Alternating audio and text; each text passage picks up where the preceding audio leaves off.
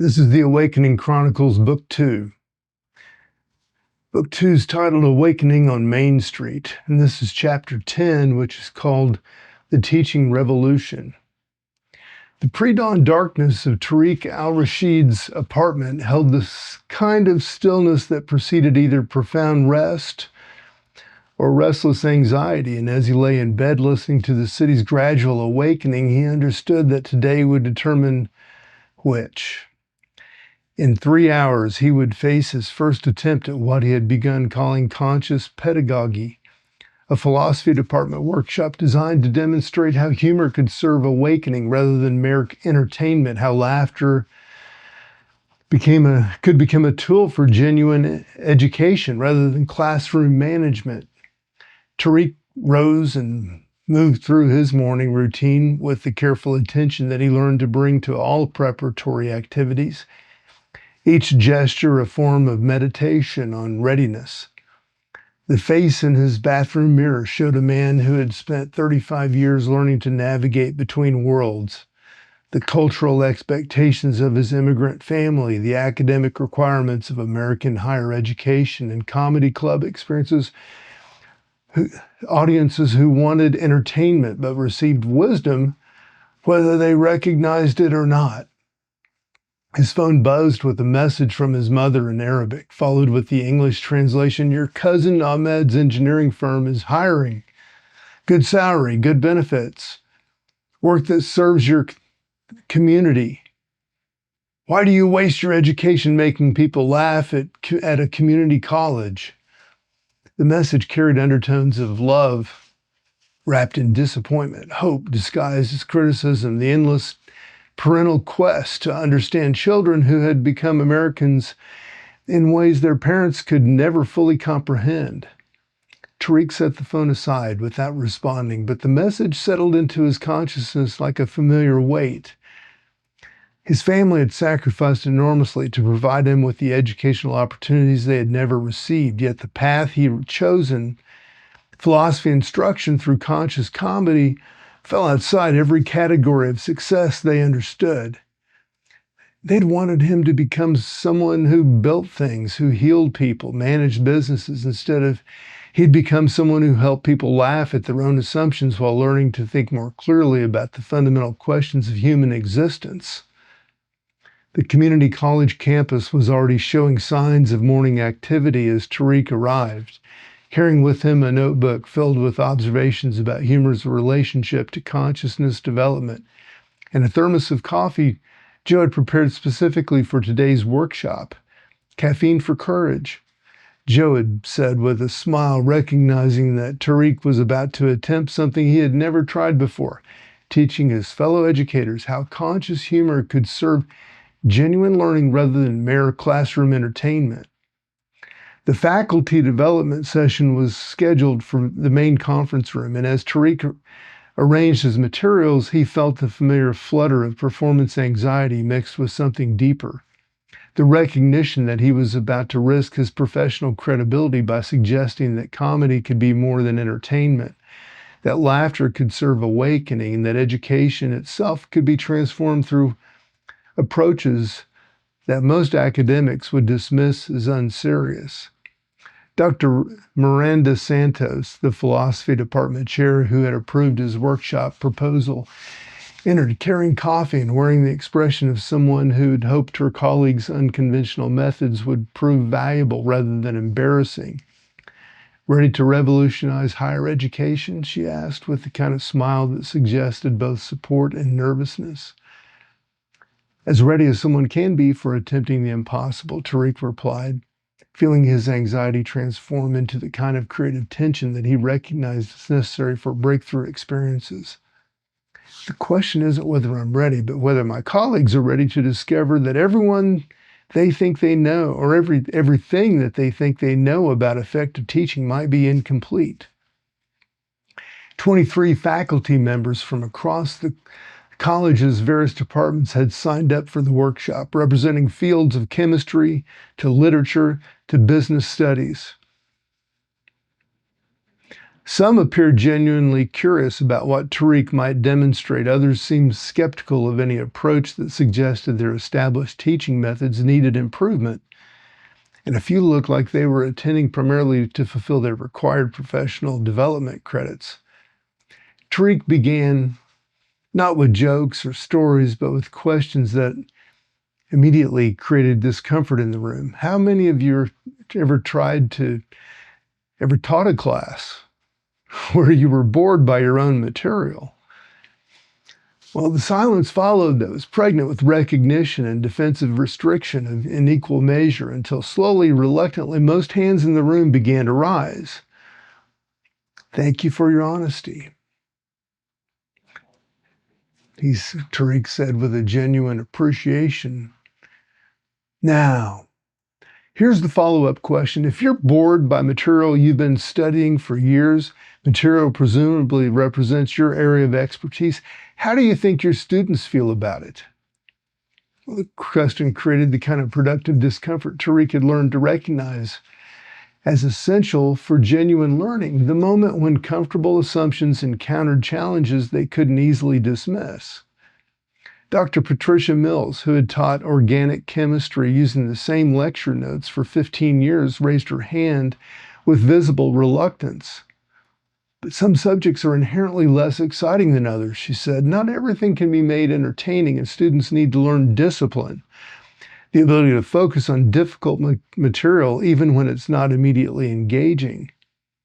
I absolutely agree, Tariq said, surprising her.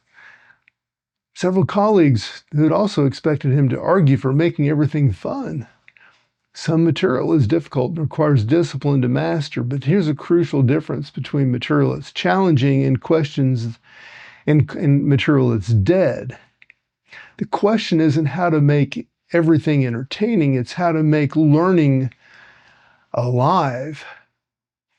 He moved to the whiteboard and drew a simple diagram, two overlapping circles labeled information transfer and personal transformation.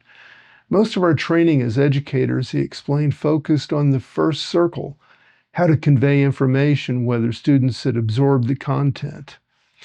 But what if education could operate on the second circle, not just transferring information, but creating conditions where students could discover something important about themselves or the world? Professor James Mitchell, who taught American literature and had been skeptical from the beginning, leaned forward with interest despite himself. That sounds more like therapy than academic instruction. Are you suggesting we become counselors instead of teachers? Not at all, Tariq replied, recognizing the legitimate concern behind the questions. I'm suggesting that conscious teaching creates conditions where learning becomes personally meaningful without becoming personal therapy. The difference is crucial. Therapy focuses on individual psychological healing, while conscious education helps people develop their capacity for clear thinking about questions that matter to everyone. What followed was an hour-long demonstration of how humor could serve not as a distraction from serious subjects, but as a doorway into deeper engagement with those subjects. Tariq showed how a simple joke about Hamlet's indecision could lead to genuine discussions about the nature of choice and responsibility, how gentle teasing about academic jargon could help students engage with complex ideas without being intimidated by intellectual pretension. He demonstrated how self-depreciating humor about his own immigrant experience could create space for students to explore their own cultural assumptions, how stories about his family's expectations could generate discussions about the relationship between individual authenticity and social obligation. The key, he explained, was using humor not to avoid difficult subjects, but to make those subjects accessible to people who might otherwise be too defensive or intimidated to engage with them honestly. Dr. Angela Foster, who taught development psychology, raised her hand during a pause in Tariq's presentation. This is fascinating in theory, but doesn't it require a completely different kind of preparation? I can't imagine having the time to develop this kind of approach for every class that I teach. Tariq felt the vulnerability that came with acknowledging the practical challenges of what he was proposing. You're absolutely right. This approach does require different preparation, not necessarily more time, but a different quality of attention.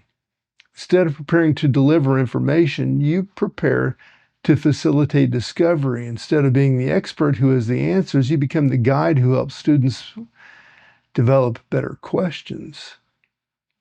What he couldn't say in this professional context was the real preparation happened not in lesson planning, but in his own consciousness development. That conscious teaching required conscious teachers, people who were actively engaged in their own growth, their own questioning, their own willingness to be transformed by what they were teaching.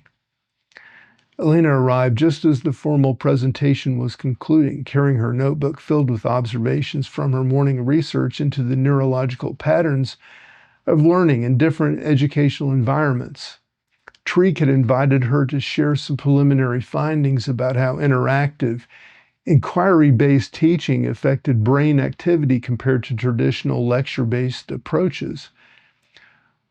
What I've observed, Elena began, setting up her materials with scientific precision, is that when students are passively receiving information, their brain patterns show characteristics associated with boredom and resistance. But when they're actively engaged with exploring questions that matter to them personally, the patterns shift to those associated with curiosity and insight. She displayed brain scan images that showed dramatic differences between students sitting through lectures versus students engaged in genuine inquiry. The data provided compelling evidence that engaged learning wasn't just more enjoyable, it was neurologically more effective for information retention, creative thinking, and development of analytical skills. Professor Mitchell, who had begun the workshop as a skeptic, asked a question that revealed how much his thinking had shifted. So if we know that engaged learning is more effective than passive information transfer, why do most of us still rely primarily on lecture-based teaching? Well, the question created a moment of collective self-reflection that was both uncomfortable and illuminating. Tariq watched as his colleagues confronted the gap between what they knew about effective education and what they actually practiced in their classrooms. Dr. Mills was the first to respond with genuine vulnerability. I think it's because lecturing feels safer. If I'm delivering information, I control the content, the pacing, and the direction. If I'm facilitating inquiry, I have to be prepared for questions I can't answer, discussions that go in directions I haven't anticipated.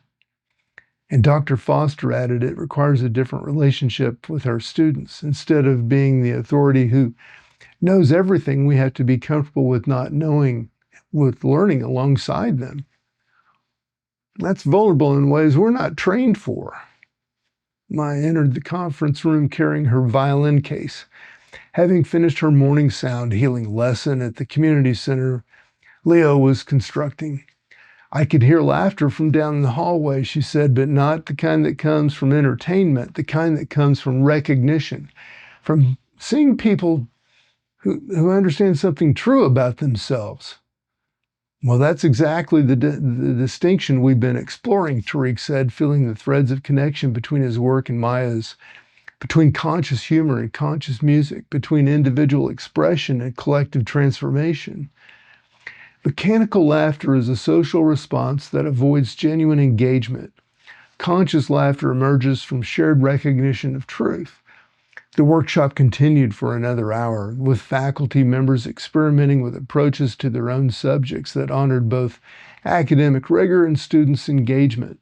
Dr. Mills discovered that chemistry could be taught as a form of detective work, with students investigating molecular mysteries and that connected to everyday experiences. Professor Mitchell found that literature discussions became more meaningful when students were invited to see characters not as literary devices, but as people facing real ethical dilemmas. As the session concluded and his colleagues prepared to return to their regular classes, several approached Tariq with questions that indicated real interest rather than polite professional courtesy.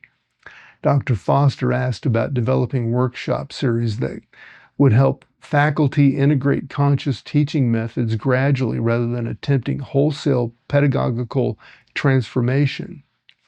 Leo appeared in the conference room doorway as the last participants were leaving, carrying architectural drawings for the community center spaces that would eventually house expanded educational programs. How did it go? He asked, recognizing from Tariq's expression that something significant had transpired. Better than I hoped and more challenging than I expected, Tariq replied, gathering his materials while processing the afternoon's revelations. Conscious teaching works. I could see it in their faces, in the quality of their questions, and the energy in the room, but it also requires teachers who are committed to their own consciousness development. And that's not something you can legislate or require. Joe arrived carrying coffee for everyone. His timing impeccable, as always, when friends needed both caffeine and conversation to process transformative experiences. As the 5 friends settled into their familiar circle, Tariq felt the satisfaction of someone who had successfully demonstrated that his gifts could serve purposes larger than personal development. What struck me most, Elena observed, reviewing notes from both her brain pattern research and the observations of the workshop dynamics, was how quickly the atmosphere changed when people felt safe to be genuinely curious rather than professionally correct. The laughter wasn't covering up intellectual rigor, it was creating space for more rigorous thinking. Maya nodded, her musician's ear having detected subtle harmonics in the group's interactions. It was like watching people remember that learning could be joyful instead of obligatory. Not easier necessarily, but more alive. Leo was sketching connections between conscious teaching methods and the community spaces he was designing. The architecture has to support the pedagogy. Rooms arranged for lecture-based teaching won't work for inquiry-based learning. We need spaces that encourage dialogue rather than monologue, exploration rather than information transfer. As evening approached and they prepared to separate for their individual work, Tariq felt both exhaustion and exhilaration. He had proven to himself and his colleagues that conscious humor could serve awakening through education, and that laughter could become a tool for genuine learning rather than mere classroom management. But he also understood that what he had demonstrated was just the beginning of a much larger transformation that education could undergo if enough teachers were willing to risk the vulnerability of conscious pedagogy. What's next? Joe asked, recognizing that successful experiments created their own momentum toward expanded application. Practice, Tariq said simply. I need to develop what I demonstrated today into sustainable approaches that other teachers can learn and adapt to their own subjects and styles.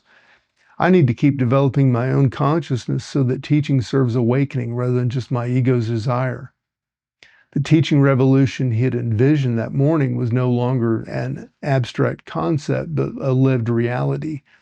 A daily commitment to approaching every educational interaction as an opportunity for mutual awakening, every classroom as a laboratory for consciousness development, every moment of shared laughter as a celebration of truth discovered together. Walking home through the city streets as darkness settled over the urban landscape, Tariq reflected on the day's demonstration that humor could serve wisdom, that education could support awakening, that individual consciousness development naturally led to serving collective transformation. Tomorrow would bring new opportunities to practice conscious pedagogy with his regular students, to refine methods for helping people laugh their way into deeper understanding of themselves and their world. The seeds of educational revolution that the stranger had planted in all their consciousness were sprouting in ways none of them could have predicted. Tariq's gift for bridging worlds through humor was becoming a gift for helping others bridge the apparent gap between serious learning and joyful discovery. between academic achievement and spiritual development, between individual understanding and collective wisdom, the laughter that healed, the questions that awakened, the joy that emerged when consciousness recognized itself through shared inquiry. These were the tools of transformation Tariq was learning to offer to anyone ready to discover that education could be both rigorous and revolutionary, and spiritually nourishing, both individually meaningful and collectively transformative.